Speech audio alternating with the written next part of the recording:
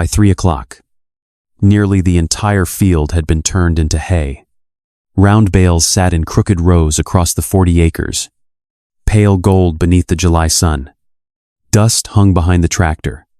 The baler groaned steadily as it swallowed another windrow, compressed it, wrapped it, then dropped another 600-pound bale onto the ground. From the county road, it looked like the old farmer had finally proven everyone wrong. Almost. At the north end of the field stood a strip of sweet clover that had not been touched. It was perhaps 2 acres, running beside an old windbreak of cottonwoods and hedge trees. The plants there were taller than anywhere else on the farm. Their stems were thick. In places, the clover reached nearly to a man's waist. To anyone watching, it looked like the best hay in the field, and that was exactly why nobody understood what happened next. Earl Mercer stepped out from behind his pickup and raised both arms. "Stop." The young man driving the tractor didn't hear him. Earl walked directly into the windrow and waved again. This time the tractor slowed. The baler rattled to a stop less than 30 yards from the untouched clover. "What are you doing?" the driver called. Earl pointed toward the remaining strip. "We're done." The young man stared at him. "We've got 2 acres left." "I know." "And rain's coming tonight." "I know that too." Across the fence, Earl's neighbor, Ray Collins, had been watching from the bed of his truck. Ray laughed. "You're leaving the thickest part?" Earl said nothing. That only encouraged him. For most of the spring, Ray had been telling anyone who would listen that Earl had lost his mind.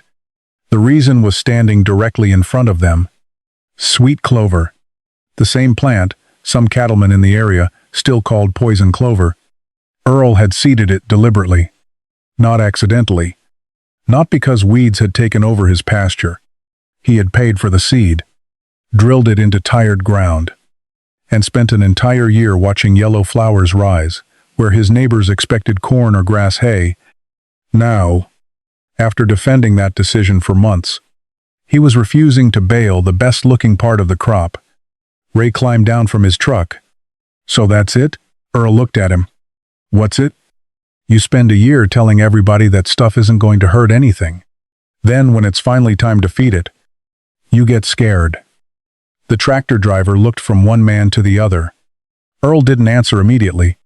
Instead, he walked into the standing clover. The difference became obvious once he disappeared among the plants. Out in the center of the field, the cut sweet clover had lain beneath direct sunlight most of the day. Wind moved freely across the open ground. Here, beside the old trees, everything was different. Shade had already begun stretching across the edge of the field. The air felt cooler. The stand was denser. Earl bent down and picked up one of the thick stems that had been cut near the boundary.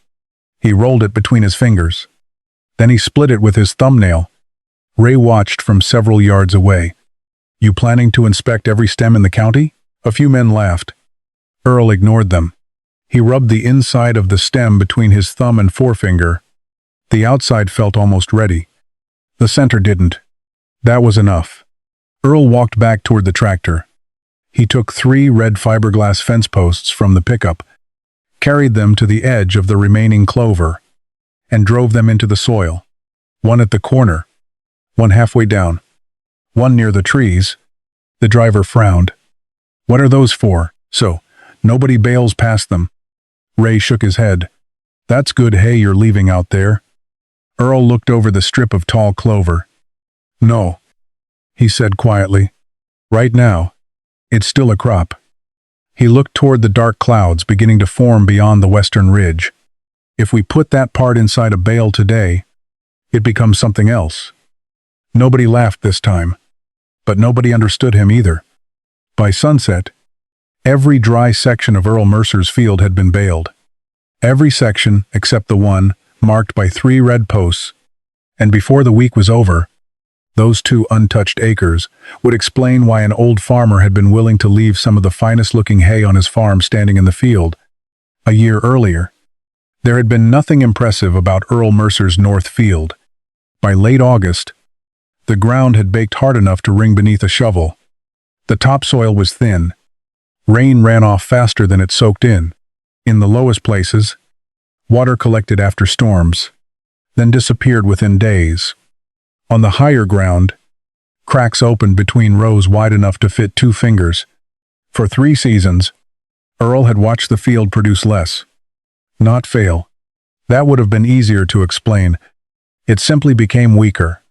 The grass came back thinner each spring. The corn along the ridge stayed shorter than the corn in his southern fields. Even weeds seemed to choose where they wanted to survive. His neighbors had answers.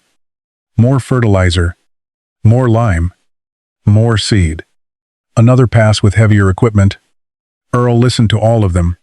Then he did something nobody expected. He planted sweet clover. The first bags of seed arrived in March. Ray Collins saw them stacked in the bed of Earl's pickup outside the feed store. He picked one up and read the label twice. Sweet clover? Earl nodded. Ray grinned. You running cattle or trying to kill them? The clerk behind the counter laughed. Earl did not.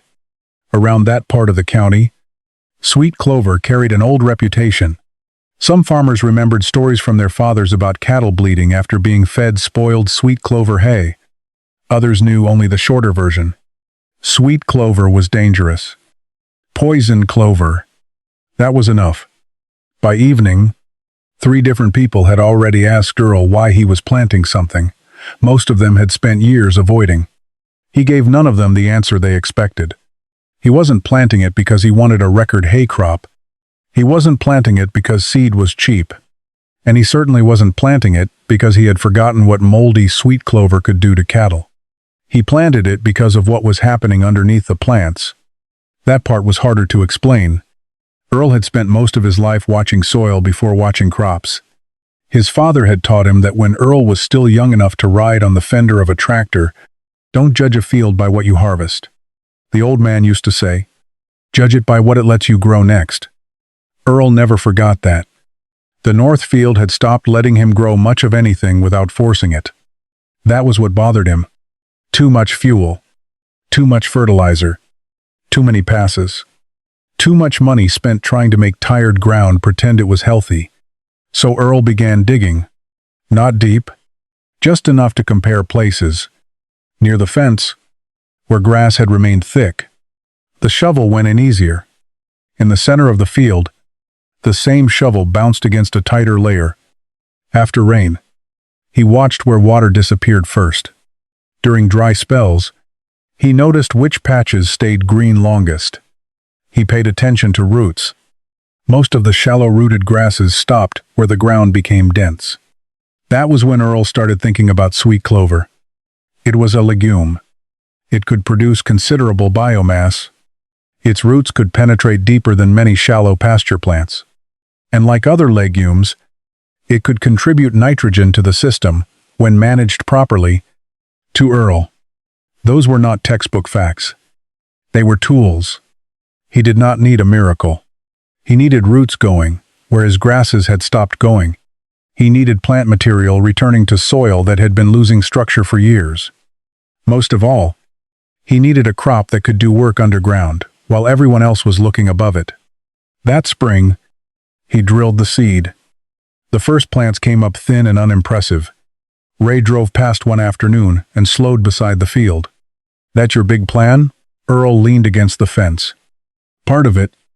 Looks like weeds. For now. By early summer, the field changed. The plants thickened.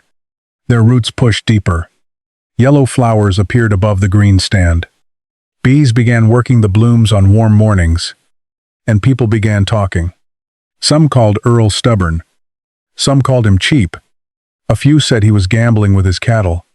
Earl never argued, because the thing they were mocking was not the thing he was watching.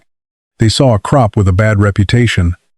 Earl saw a plant doing work below the surface, and by the time the sweet clover reached his waist the following summer, one question had replaced all the others. Not whether Earl had been foolish to plant it, but whether he understood something about that field that everyone else had missed. By midsummer, the sweet clover had changed the north field completely. From the road, it looked almost too successful. The plants stood thick across the slope. yellow flowers rising above dense green stems. Bees moved through the field from morning until late afternoon. On hot days, the air carried the faint, sweet smell that had given the plant its name. Ray Collins saw only one thing. Hi. A lot of it. One evening, he pulled his truck beside Earl's fence and looked across the field. You might actually get something out of this mess. Earl was kneeling near the edge of the field with a shovel. He didn't look up. I already am. Ray glanced at the standing crop. You haven't cut a thing. That's not what I mean. Earl pushed the shovel into the soil. A year earlier, the same spot had required him to put his entire weight on the blade. Now it went deeper before meeting resistance. He lifted a block of soil and broke it apart with his fingers. The change was not dramatic. There was no rich black earth appearing overnight. No miracle. But Earl noticed small things because small things were what tired ground revealed first. The surface no longer sealed as hard after every rain. Fine roots ran through places where he had once found almost nothing. Old plant residue remained longer beneath the canopy because the soil stayed shaded. When Earl dug beside the strongest sweet clover plants, he could follow thick roots downward until they disappeared beyond the depth of his shovel. That mattered to him more than the flowers. Years of shallow-rooted forage had left much of the field working in only its upper few inches. The sweet clover was reaching deeper. Its roots were pushing into tighter soil, opening channels that water and future roots might later follow. It was also a legume. That meant Earl was not simply growing biomass above ground. The plant was working with bacteria around its roots to bring nitrogen into the system, but Earl understood an important difference. Growing nitrogen was not the same as owning it. If he cut everything, hauled it away, and treated the field only as a source of hay, much of the value would leave on a trailer. So he began thinking in rotations instead of harvests. Some sections could become forage. Some could be cut and returned to the soil. Some could remain longer to protect the surface and keep roots alive. What mattered was not squeezing maximum value from one season. It was reducing what the field would demand from him the next. That idea made little sense to Ray. Farmers were supposed to harvest what they planted. A crop standing in a field was money. A crop returned to the soil looked like waste. One afternoon, Ray watched Earl mow a narrow test strip of sweet clover and leave the cut material lying on the ground. You forgot to pick it up. Earl smiled. No. You're just leaving it? Yes. For what?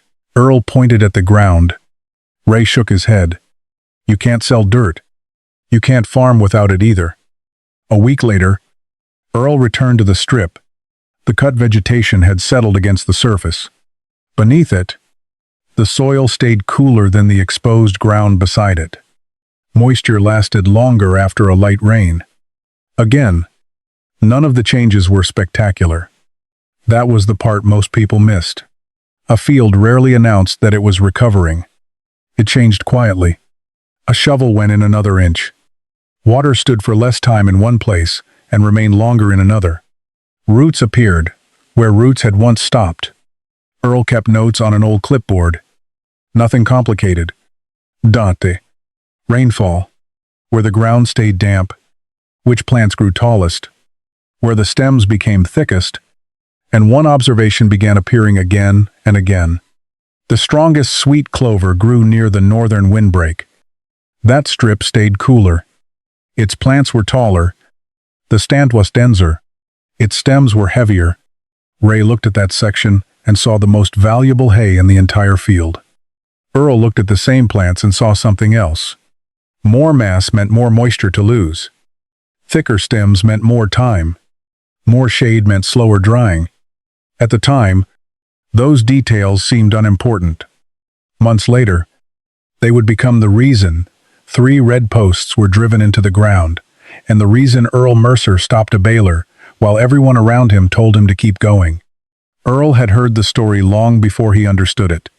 He was 16 the first time his father warned him about sweet clover hay. They were feeding cattle through a wet November, cutting open old bales one by one in a dark timber shed. His father stopped at one bale. The outside looked normal, dry enough. clean enough. But when he pulled the hay apart, a musty smell came from the center. He tossed it aside immediately. Never feed that? Earl looked at the bale. Why? His father gave the answer. Most farmers in the county gave. Sweet clover can make cattle bleed. That sentence stayed with Earl for years. It also created the same misunderstanding that followed sweet clover everywhere. People remembered the bleeding. They forgot the conditions that came before it. Decades later, Earl learned the rest. The plant naturally contained compounds related to coumarin. That alone was not the same thing as feeding cattle, a deadly poison. The greater danger appeared when sweet clover was made into hay under the wrong conditions, especially when it was stored with enough moisture for mold to develop. Under those conditions, compounds in the plant could be changed into decumarol. Decumarol interfered with the animal's ability to clot blood properly. The damage could begin quietly. A cow might appear normal. Then a bruise would swell more than it should. A small injury could keep bleeding. Internal hemorrhaging could occur before anyone understood what was happening. That was the part Earl respected. Not because every bale of sweet clover hay was dangerous. It wasn't. But because once hay was sealed inside a bale, the most important part was no longer visible from the outside. Moisture trapped inside thick stems could create an entirely different environment from the dry surface a farmer touched with his hand. And sweet clover made that problem easier to underestimate. Its leaves could feel ready, while its stems still held moisture.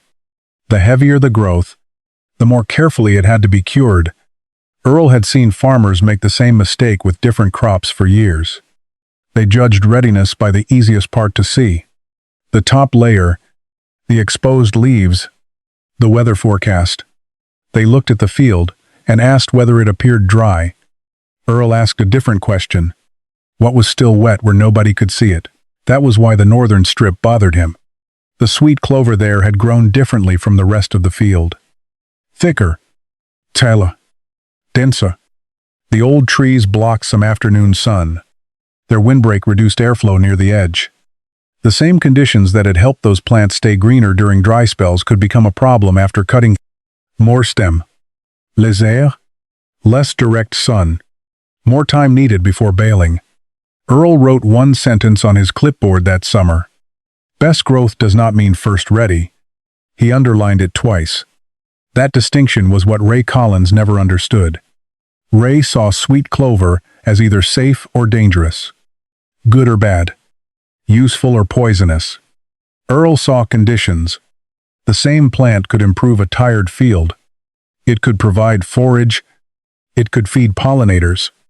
And under poor hay-making conditions, it could also become a serious risk. The crop had not changed its identity. The management had changed the outcome. That was why Earl never argued when someone called it poison clover. He simply knew the phrase was incomplete. The plant was not waiting in the field to kill cattle. The danger began later. After cutting, after moisture was trapped, after a farmer decided that almost dry was dry enough. And nearly a year after Earl had written that note on his clipboard, he stood beside the baler again, split a thick stem with his thumbnail, and felt cool moisture inside. The sky to the west was darkening. Rain was coming. Ray wanted the last 2 acres baled immediately. Earl looked toward the 3 red posts. Now he knew exactly what he was protecting his cattle from. Not the clover. The bale. The morning Earl planned to bale. The weather looked almost perfect. By 9 o'clock, the sun had burned through the last thin clouds. A light west wind crossed the open field. The forecast gave him until evening before the first chance of rain. Ray Collins drove by just after breakfast and slowed beside the fence. Good day to finish it. Earl looked toward the northern edge. Maybe. Ray laughed. There's always a maybe with you. Earl did not answer. He had already walked the field twice. The first time, he checked the center. The second, he followed the north windbreak from one end to the other. From the road, every windrow looked nearly the same. That was the problem. Hay could look uniform long before it dried uniformly. The center of the field had received sun since early morning. Wind moved across it without interruption. The sweet clover there had grown moderately thick, but not heavy enough to trap much dampness beneath the windrows. Earl reached down, lifted a handful, and twisted it. The leaves were dry. The finer stems snapped instead of bending. The heavier stems still had some flexibility, but they no longer felt cool inside. That section was ready. Farther downhill, conditions changed slightly. The plants there had grown taller because the soil held more moisture. The windrows were heavier. Earl pushed one apart with his boot and checked the bottom. Still close. But he marked the area mentally for later in the day. Then he walked north. Within 50 yards, the difference became obvious. The old cottonwoods cast broken shadows across the field. The wind weakened near the hedge. The air beneath the trees felt cooler even before noon. That strip had produced the best stand of sweet clover on the farm. Ray had admired it all summer. Earl had worried about it for the same reason. More growth meant more water inside the plants. He lifted one thick stem. The leaves felt dry. He bent the stem. It folded. Earl split it lengthwise with his thumbnail. The inside was pale and cool, not soaking wet, not obviously green enough to frighten anyone standing 20 feet away, but not ready. That difference mattered. He moved 10 yards farther and checked another stem, then another. The result was the same. The outside had dried faster than the center. The north strip was giving the appearance of finished hay before it had actually finished curing. By noon, the baler entered the south end of the field. Earl let it run. Bale after bale dropped onto dry ground. Ray arrived again around 2. He leaned against his pickup and watched. "Looks fine to me." "Most of it is." "Most?" Earl pointed north. Ray squinted. "That section's been down just as long?" "Same number of hours." "Exactly. Not the same drying." Ray shook his head. Sun. Earl looked across the field. "No. A field doesn't get one kind of weather." Ray smiled as if Earl had just proven everyone's point. "You measuring weather by the acre now?" Earl ignored him. He walked into the northern windrow and crouched. The ground beneath the hay still held more moisture than the open center. The shade had slowed surface heating. The trees had reduced airflow, and the thicker stems had started the drying process with more water to lose. One field, one cutting date, one forecast, 3 different rates of curing. That was the part Earl trusted more than the clock. By late afternoon, dark clouds appeared on the western horizon. The tractor driver looked over his shoulder. "We can finish those last 2 acres before the rain." Ray called from the fence. "Better bale it now than lose it tonight." Earl stood still for several seconds. He knew what both men were thinking. If the rain came, that strip might lose quality. It might need to be dried again. Some of it might never become hay at all. Leaving it meant accepting a visible loss. Baling it meant accepting a risk nobody else could see. Earl picked up one final stem. He split it open. Cool. Still not ready. Then he stepped in front of the tractor and raised both arms. "Stop." The engine dropped to idle. The driver stared at him. Earl pointed toward the northern strip. "Nothing beyond here goes into a bale today." Ray threw up his hands. "Over a little moisture?" Earl looked at him. "No." He glanced at the standing clover, then at the finished bales scattered across the dry center of the field. Over what that moisture can become. The clouds were closer now, not dark enough to send anyone running for shelter, but dark enough to change the mood of the field. The west wind had strengthened, pushing a line of gray across the horizon. Every farmer in the county knew what that meant. The window was closing. Ray Collins looked at the northern strip, then at the sky. "You've got maybe an hour." Earl said nothing. The tractor driver leaned out of the cab. "We can finish it." "How long?" 40 minutes. Maybe less." Ray pointed toward the windrows. "There." "You heard him." Earl walked past both men and crouched beside the nearest row. He pushed his hand underneath. The top layer felt dry. The bottom did not. That difference was enough to make Ray impatient. You're going to let rain hit all of that over a little dampness? Earl stood. If it rains on it, I can dry it again. Ray laughed. And if you don't, then it doesn't become hay. There was a short silence. For the first time that afternoon, the cost of Earl's decision became clear. Leaving 2 acres unbaled was not symbolic. It was money. Fuel had already been burned. Seed had already been bought. The field had already been cut. Every windrow lying near the trees represented something Earl might never feed, sell, or recover. Ray understood that kind of loss. What he did not understand was choosing it. You know what hay costs this year? Yes. You know how much you've got lying there? Yes. And you're just going to leave it? Earl looked at the strip. If I have to. Ray shook his head. That makes no sense. To Ray, risk had a number. 2 acres lost. 40 minutes left. Rain coming. Earl was measuring something else. 1 stamp sweet clover went inside a tight bale. The decision became harder to undo. From the outside, the bale might look ordinary. The twine would hold. The surface would dry. It could sit beside every other bale in the barn without anyone knowing what conditions had existed in the center. That was exactly what bothered Earl. A ruined windrow was visible. A bad bale could hide.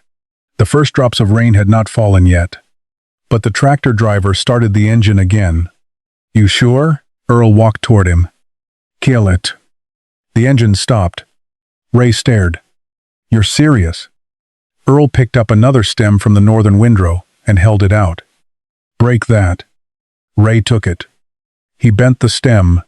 It folded before snapping. So? Split it. Ray used his thumbnail.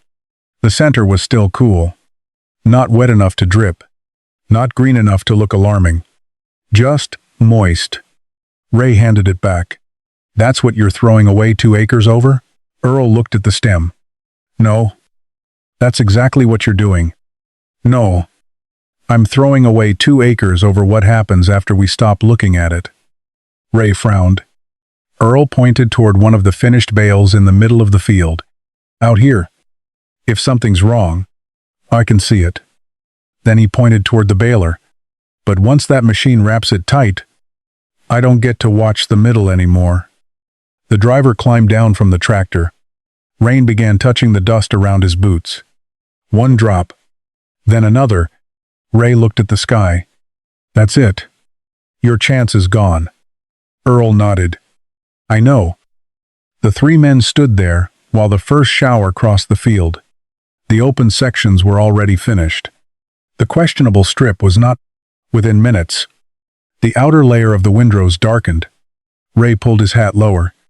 You'll regret this tomorrow. Earl turned toward his pickup. Maybe. Ray stopped him. Then why do it? Earl paused. Because there were some losses a farmer could count before they happened. And others he only discovered after an animal went down. He did not say that. Not yet. Instead, he looked back at the unfinished sweet clover and said, I can afford to lose hay. Ray waited. Earl opened the truck door. I can't afford to guess what's inside it. By sunset, nearly half an inch of rain had fallen. The northern strip lay wet beneath the cottonwoods. To everyone else, Earl Mercer had just ruined the best 2 acres in his field. To Earl, he had made the cheapest decision available. By morning, the storm had moved east. The sky was clear again. The field was not. Every finished bale across Earl Mercer's North 40 had darkened slightly from the rain. Water beaded on their outer layers, but the centers had already been protected by the dense wrapping of hay. The northern strip looked different.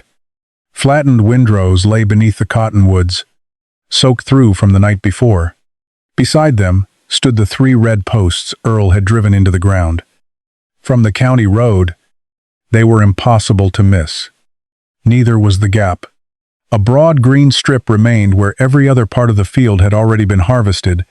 By 9 o'clock, the first pickup slowed down. By noon, 3 more had. News traveled quickly in farming country, especially when somebody made a decision that looked expensive. Ray Collins helped it travel faster. At the feed store that morning, he told anyone who asked that Earl had left his best sweet clover in the rain because he was afraid to bale it. By lunchtime, the story had changed. Earl had supposedly discovered something wrong with the crop. By afternoon, someone claimed his entire field might be unsafe. Earl heard none of it until he stopped for diesel. The clerk looked through the window toward his truck. "Heard you lost part of that sweet clover." "Not yet. Ray says you wouldn't bale it." "That's true." The clerk hesitated.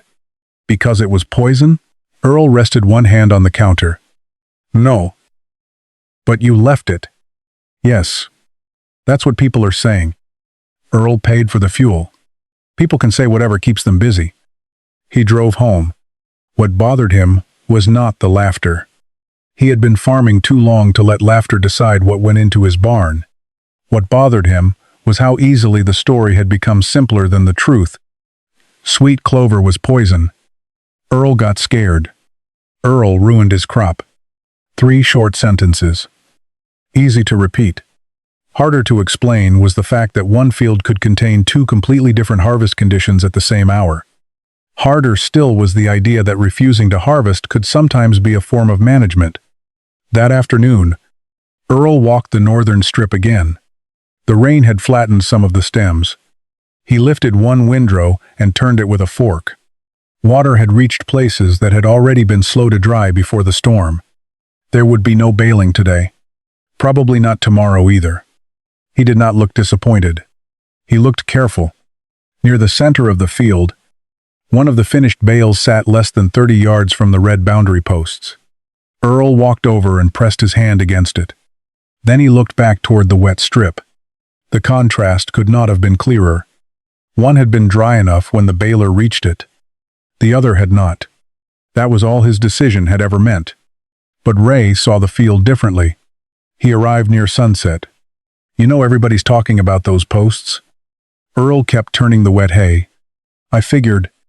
They think you found something wrong with the clover." "There's nothing wrong with the clover." Ray pointed toward the strip. "Then bale it. When it's ready. And if it never gets ready, then I won't."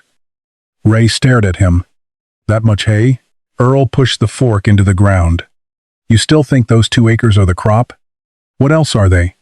Earl looked toward the standing plants along the edge that had not been cut. Bees were still moving among the last yellow blooms. Below them, roots remained deep in soil that had once been too hard for a shovel. "The field doesn't stop working because I don't put it in a bale." Ray gave him a tired smile. "That sounds like something a man says after he loses his hay." Earl almost laughed. Maybe Ray was right about one thing. Some of that hay might be lost. But lost depended on what you believed the crop was supposed to do. If Earl's only goal had been to produce the maximum number of bales, the red posts marked failure. If his goal was to feed cattle safely while rebuilding tired ground, those same posts marked a boundary he had been smart enough not to cross. That evening, Earl left them standing. 3 red posts, 2 wet acres, and dozens of finished bales spread across the rest of the field. For the next few days, every truck passing the farm saw the same picture. Most people saw wasted hay. Ray saw proof that the old man had finally lost his nerve. Earl saw something simpler. A visible loss was easier to survive than a hidden mistake. And before long, one of those finished bales would give him the chance to prove exactly what he meant.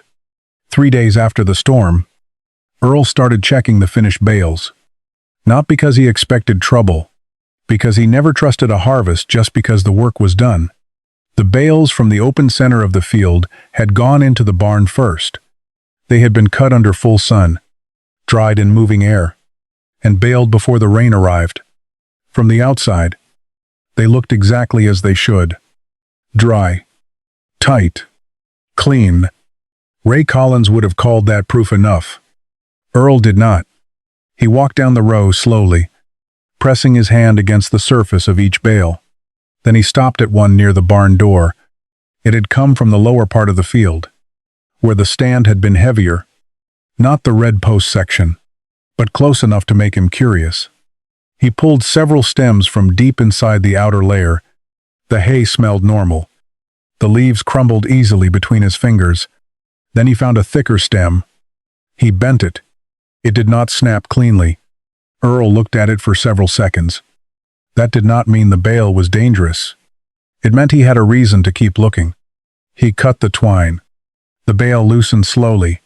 As he pulled layers apart, the outer hay remained dry and pale. Farther toward the center, the material felt different. Cooler. Softer. Not wet. Not rotten. Not moldy. But clearly less cured than the surface had suggested. Earl sat back on his heels. This was exactly why the northern strip had bothered him. The outside of a bale could tell a comforting story. The center could tell another. Ray arrived while Earl was spreading the hay across the barn floor. He stopped at the doorway. What happened? Nothing. Then why'd you cut open a good bale? Earl handed him one of the thicker stems. Ray rubbed it between his fingers. Looks fine. Feel it. Ray squeezed the stem. His expression changed slightly. Cool. Earl nodded. Now imagine the north strip. Ray glanced toward the field. The red posts were still visible in the distance. Those plants were heavier, much heavier, and more shaded. Yes. Ray looked back at the open bale. For the first time, he did not make a joke. Earl pulled another handful from deeper inside. This one was dry enough when we baled it. Ray frowned. You just said the center was cooler. I said it was dry enough. That doesn't sound like the same thing. It isn't. That difference was the entire lesson. Hay did not become safe because every stem reached some perfect, identical state. No field worked that way. The question was whether the crop had cured enough, under the conditions it had experienced, to be stored without creating the kind of environment Earl feared. The center field bales had crossed that line. The northern strip had not. Ray looked at the open bale again. So you're saying this one's bad? No. Then what does it prove? Earl picked up the thick stem. That I was closer to the line than you thought. He pointed through the barn door toward the north edge. And that section was farther from it than it looked. Ray stayed quiet. Earl began spreading the opened hay thinner across the floor. He was not interested in winning an argument. He was interested in never letting an argument make decisions for him. The next morning, he checked several more bales. The ones from the driest portion of the field were exactly what he expected. The heavier ones required more attention. Nothing dramatic happened. No cattle collapsed. No emergency veterinarian arrived. There was no disaster. And that was the point. Good management often looked unimpressive because the worst outcome never happened. A week later, Earl walked back to the red post strip. Some of the rain-soaked sweet clover would never make the quality of hay he wanted. He knew that now. Ray knew it too. But standing beside Earl, he no longer called it wasted. He looked toward the barn, then at the wet, heavy stems near the trees. You really would have put that through the baler if I'd been running things. Earl nodded. Ray exhaled. And once it was wrapped, I probably wouldn't have opened one. No. They stood quietly. Then Earl pulled one of the red posts from the ground. Ray watched him. That mean you're finally harvesting it? Earl looked over the strip. No. He drove the post into a different place. It means I've decided this part of the field has another job. By the second week after the storm, the northern strip no longer looked like hay. Some of the cut sweet clover had weathered too much. The color had faded. Leaves had shattered. A few windrows had settled flat against the soil. After repeated wetting and drying, Ray Collins stood at the fence and looked over it. So that's done.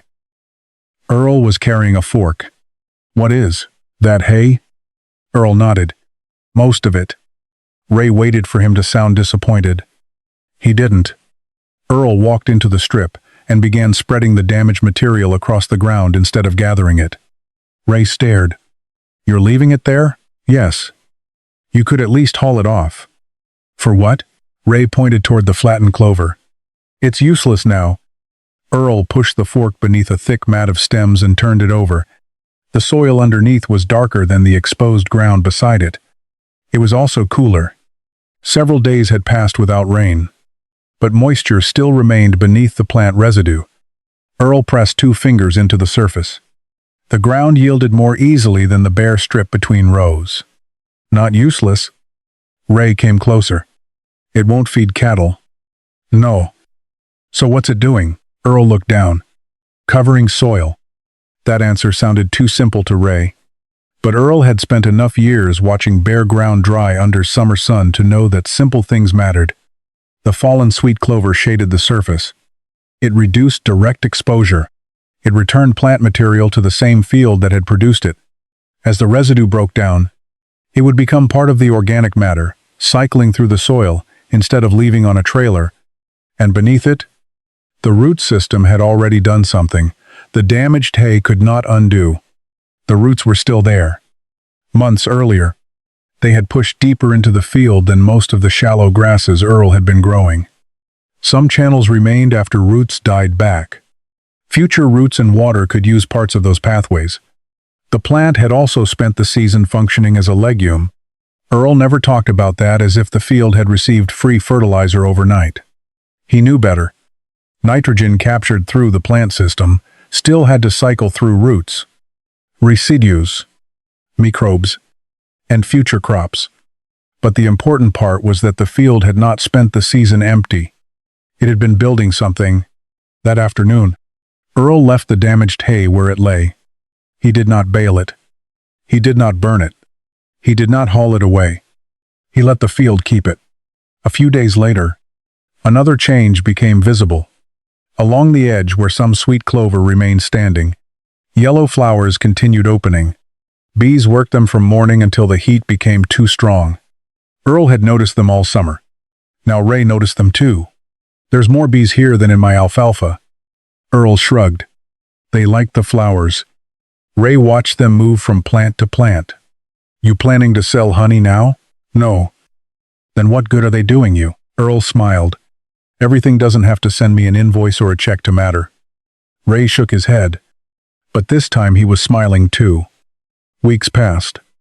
The northern strip became less of an embarrassment and more of a test plot. Earl started checking it after every rain. He compared how long the soil stayed moist beneath residue and, in exposed areas, he pushed a shovel into both. He watched where volunteer plants emerged. He wrote the differences on the same old clipboard he had carried the year before. Nothing dramatic happened. The ground did not turn black overnight. The farm did not suddenly double in value, but the strip kept giving Earl information. That was what interested him most. The other sections of the field had produced hay. The north strip had produced a lesson. By early fall, Ray stopped calling it wasted. One evening, he leaned against the fence while Earl dug a narrow pit near the old red post line. The shovel went in cleanly. Earl lifted a block of soil and broke it apart. Roots from the sweet clover ran through it. Ray crouched beside him. You think this is better than the rest? Earl shook his head. Not yet. Then what are you looking for? Earl rubbed the soil between his fingers. Whether it's moving in the right direction. Ray looked back toward the barn, where the finished bales from the open field were stacked for winter. Then he looked at the northern strip. For the first time, the distinction Earl had been making all season became clear. One part of the crop had become feed. The other had stayed in the field and become part of the next crop. Ray stood. So you didn't really lose these 2 acres. Earl looked at him. I lost hay. He pushed the shovel into the ground again. That's not the same as losing the field. The following spring, Earl did not plant the north field the same way he had before. That was the first change. For years, he had treated the 40 acres as one piece of ground, one planting date, one fertilizer plan, one harvest schedule. After the sweet clover, he stopped doing that. He divided the field according to what he had learned. The open center was managed one way, the lower ground another. The northern strip beside the windbreak became its own section. Ray noticed the difference as soon as planting started. You farming by patches now? Earl looked up from the planter. I should have been doing that 20 years ago. He seeded the next crop through ground that had spent the previous season under sweet clover. The The first thing Earl noticed was not yield. It was the planter. Along parts of the northern strip, the openers entered the soil more smoothly than they had 2 years earlier. Not everywhere. Some places were still tight. Some still pulled hard. But the field no longer felt identical beneath the machine. That mattered. After planting, Earl waited. He did not expect the sweet clover to solve every problem. The field had taken years to become tired. One season would not erase that. What he wanted to know was whether the direction had changed. The first heavy rain came in May. Almost 2 inches fell overnight. Ray drove over the next morning expecting to see water sitting in the same depressions that had always stayed wet. There was still water, but not in exactly the same places. Earl was already walking the field. He carried the old clipboard in one hand and a shovel in the other. Ray climbed through the fence. "What are you measuring now?" "Nothing fancy." Earl pointed toward 2 strips of ground. "Look." The exposed section near the tractor lane had formed a thin crust on the surface. A few yards away, where sweet clover residue had been left the previous season, the soil was covered by broken plant material. Rain had hit that surface differently. Ray crouched down. "Still wet?" "Yes." "So?" Earl pushed the shovel into the soil.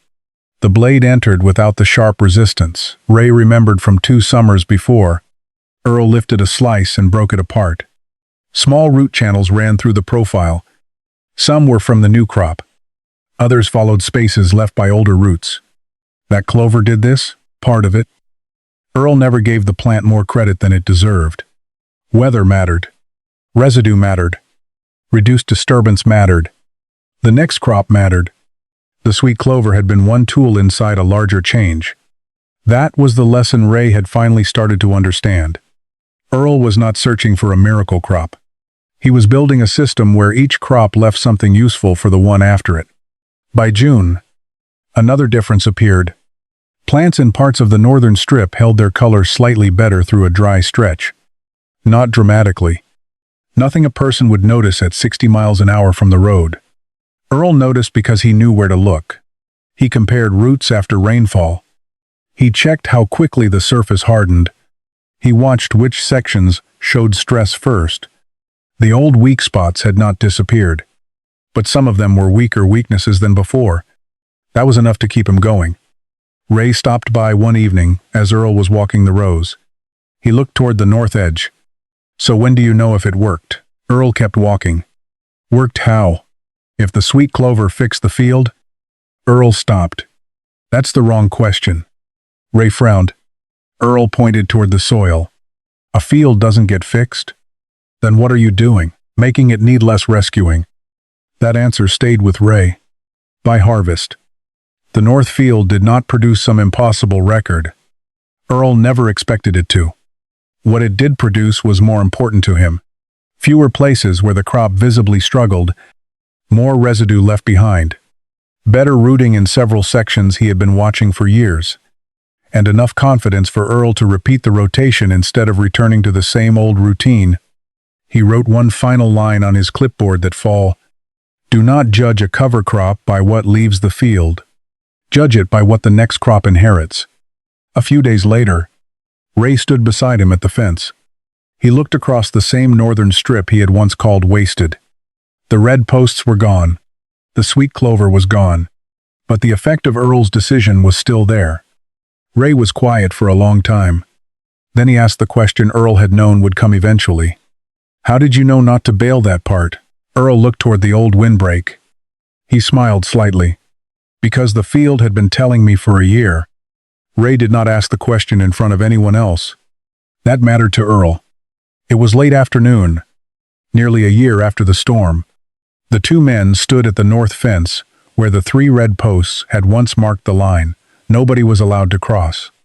There were no posts now. No vet windrows. No yellow sweet clover flowers. Just the next crop moving in a light wind. Ray rested both arms on the top rail. "How did you know?" Earl looked at him. "Know what? That section wasn't ready." Earl smiled. "You were there?" "I know what I saw."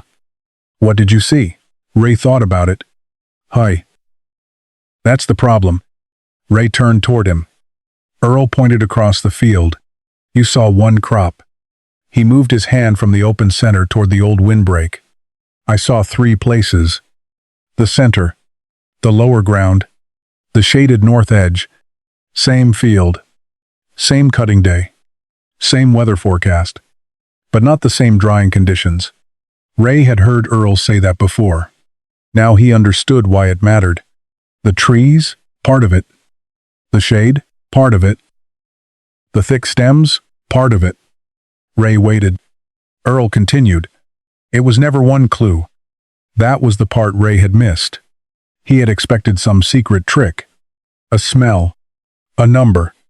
A rule Earl had learned from an old book. Something simple enough to repeat. Earl had none. He had watched the field for a year. He knew where plants grew thickest. He knew where the wind weakened.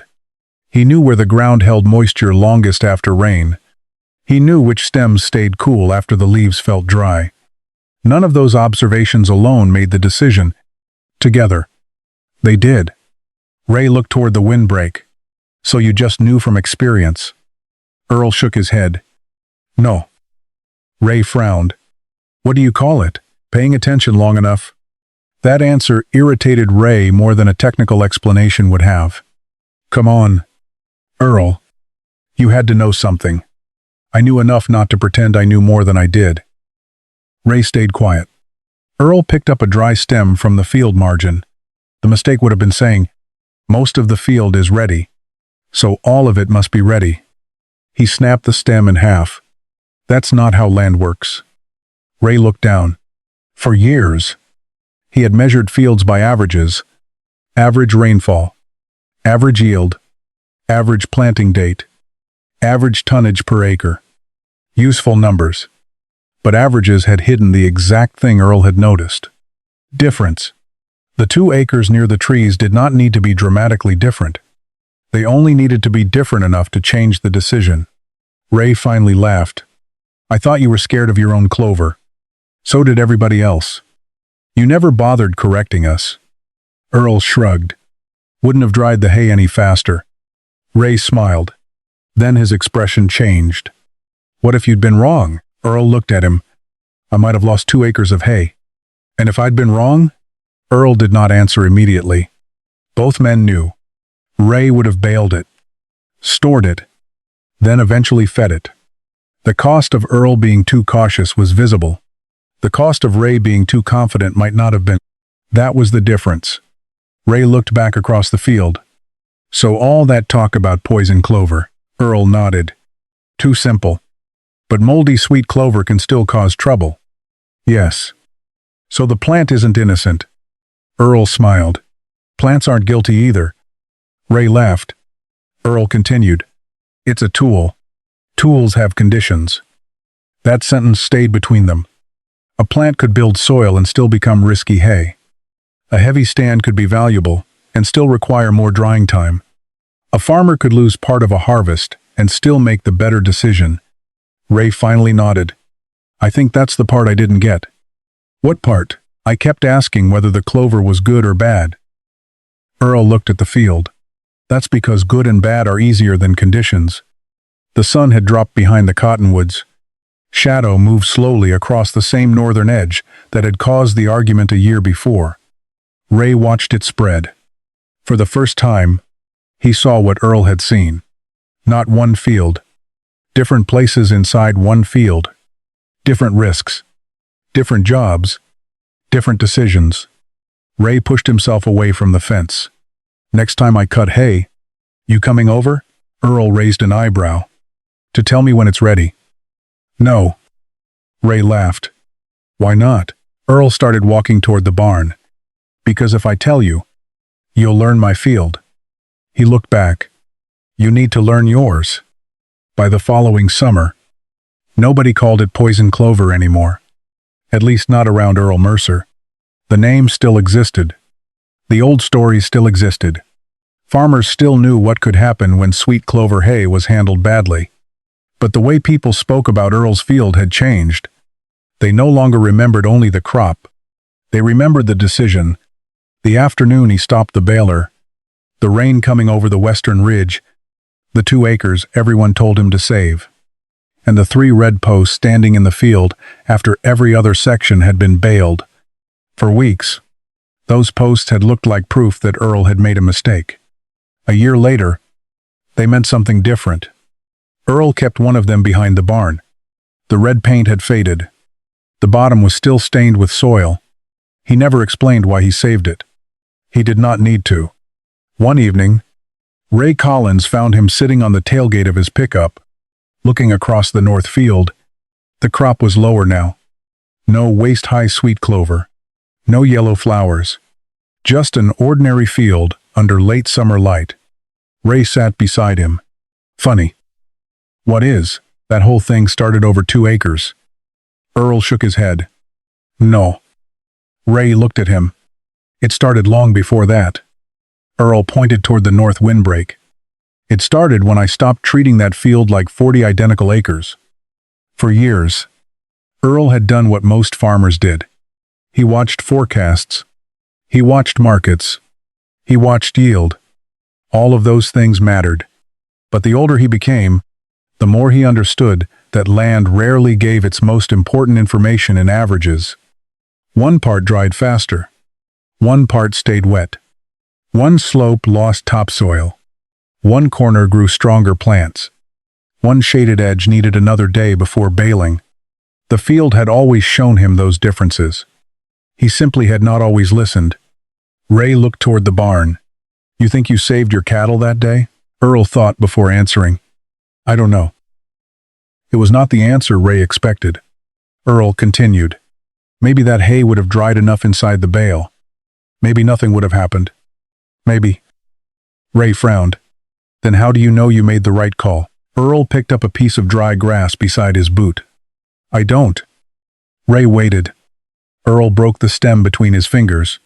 Good farming isn't knowing exactly what would have happened. He dropped the pieces.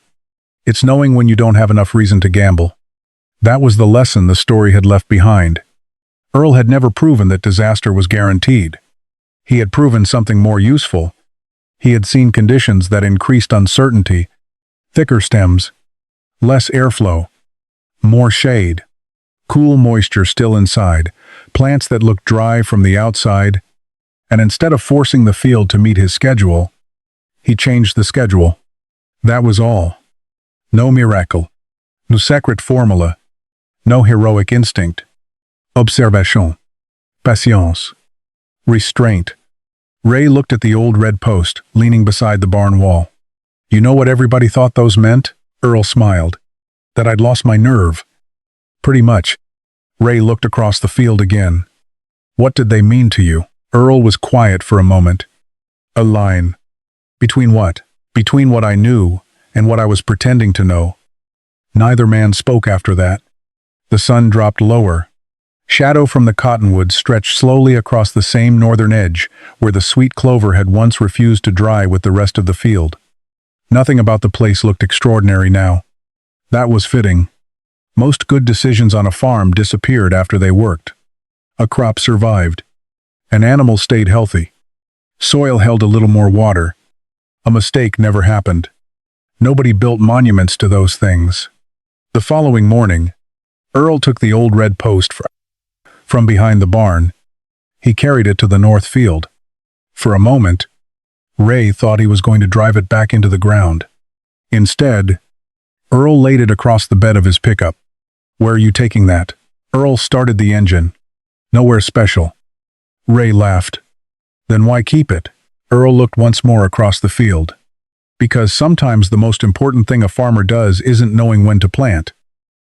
He shifted the truck into gear, or when to harvest. Ray waited. Earl looked toward the road. It's knowing when to leave something alone. The truck rolled away. Behind him, the north field moved quietly in the wind. No red posts. No wet hay. No crowd watching. Just soil, roots, weather, and time doing what they had always done. The field had never lied. People had simply been too busy telling it what it was supposed to say.